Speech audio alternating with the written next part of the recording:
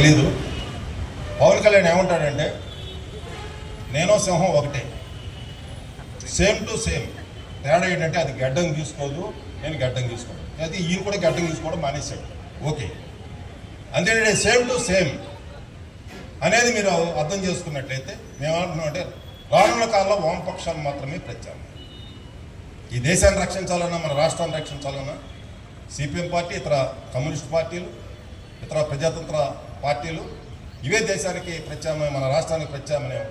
ఆ దిశగా రానున్న కాలంలో ఒక సమరశీల పోరాటాలు, పెద్ద ఎత్తున ప్రజా పోరాటాలు సాగించే దానికి వీలుగా అన్ని జిల్లాల్లో కూడా మహాసభలు జరుగుతున్నాయి. ఆ మహాసభల్లో ఈ ప్రణాళికను రూపొందిస్తున్నాం. రేపు రాష్ట్ర మహాసభలో ఫిబ్రవరి 1, 2, 3 తేదీలు జరిగే నెల్లూరు మహాసభలో దీన్ని ప్రకటన చేస్తాము త్వరగా.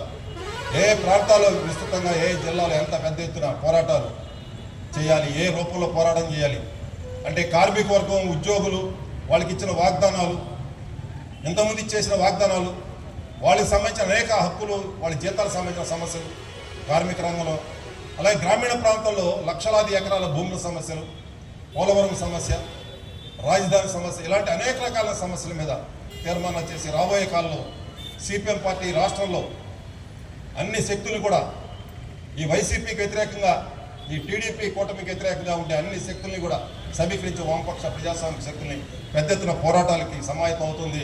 మీరందరూ కూడా ప్రజలు ఆ పోరాటాల్లో పాల్గొని మన రాష్ట్రానికి ఒక ఉజ్వల భవిష్యత్తు తీసుకొచ్చే దానికోసం, మనందరికీ కూడా ఒక ఉజ్వల భవిష్యత్తు తీసుకొచ్చే దానికోసం మీ అందరూ సమాయత్తం కావాలని ఈ వేదిక సందర్భంగా మిమ్మల్ని విజ్ఞప్తి చేస్తూ ఈ విషయాలు ఉన్నందుకు మీకు అందరికీ కూడా పార్టీ రాష్ట్ర కమిటీ తరఫున నమస్కారాలు తెలియజేస్తున్నాను.